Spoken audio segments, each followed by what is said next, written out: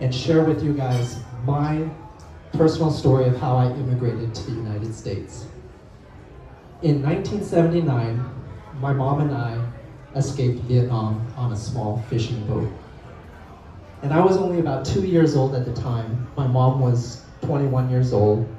And fortunately, my mom is still with us today. In fact, she's in the room here with us tonight back there. Wave your hand, Mom.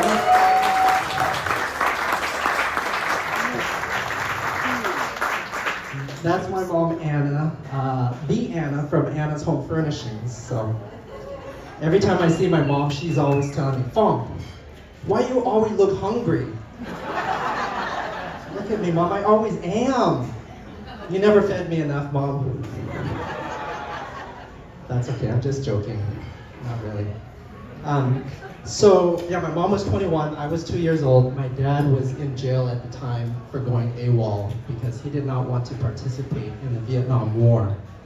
And so the Vietnamese military police put him in jail. And I did not get a chance to reunite with my biological father until 40 years later when I became an adult.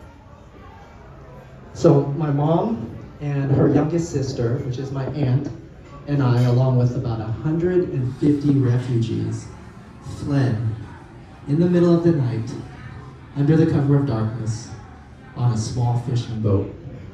And we were cramped inside this boat. There was just enough room to either stand or sit down. There was no room to lay down or to sprawl out. And there were so many refugees on board this boat that it began, shortly after we left, the boat began to take on water and it started to sink. So we immediately had to turn back around so that they could fix the boat the next day and we could attempt to escape again the following night. Now on the second night, we had to leave about 50 people behind.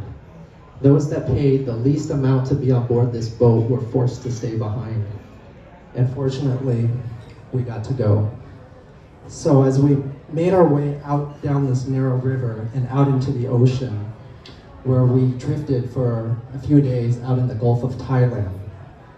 And all there was to eat on board this boat was sugar, rice, water, and some packed ice. And out in the Gulf of Thailand, there were these notorious Thai pirates that would attack and hijack these these refugee boats. And they would come on board the boat and they would steal all of your worldly possessions, money, cash, jewelry, gold, whatever you had, they would take it. And they would also kidnap and rape the women and children aboard these boats. And on one occasion, our boat got hijacked by 2 Thai pirates.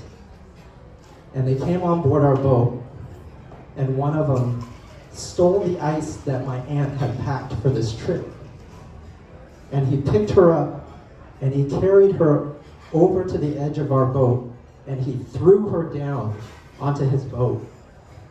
And when she landed on a pile of fishing nets that had these big knots tied into it.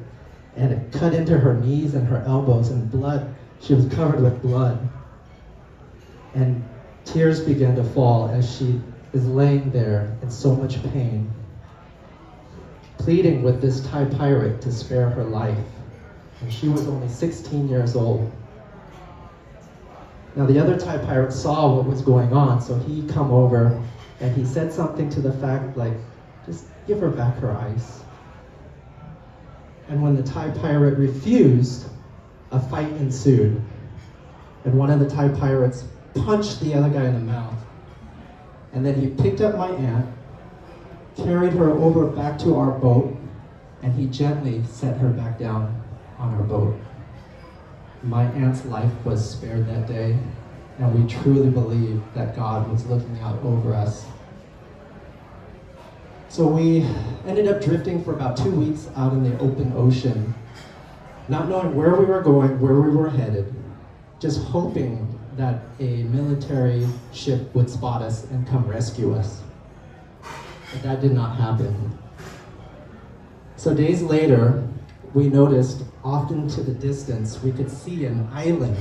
And so everybody was getting excited. We were all cheering until we realized we could hear the sounds of bullets whizzing past us.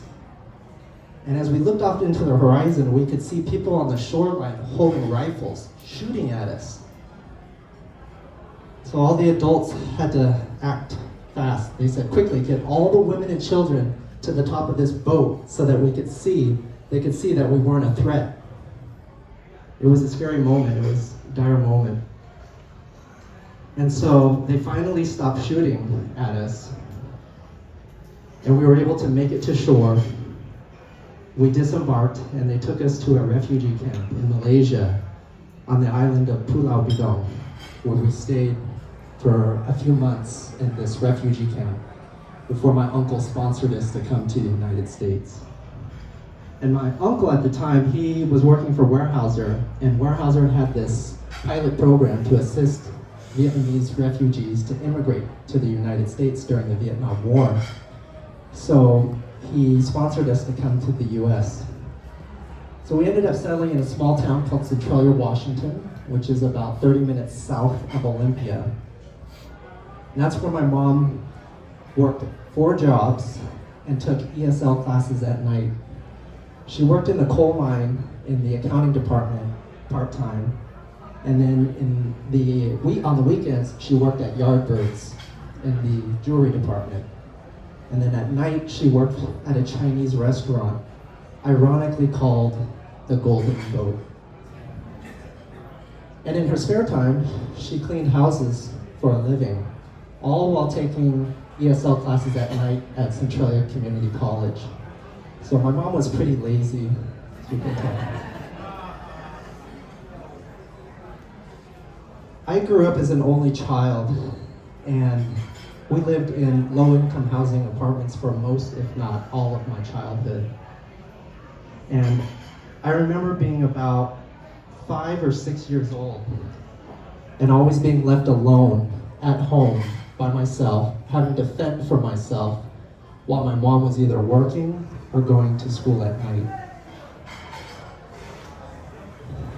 And I remember always feeling scared and lonely and hungry. And I remember looking in the cupboards for something to eat. And every time I would look, there would be absolutely nothing in those cupboards. You know, when most people think of mashed potatoes, they think of a side dish.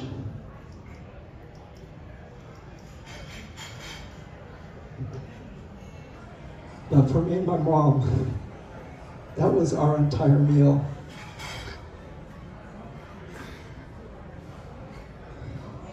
And food insecurity was a real challenge for my mom and I.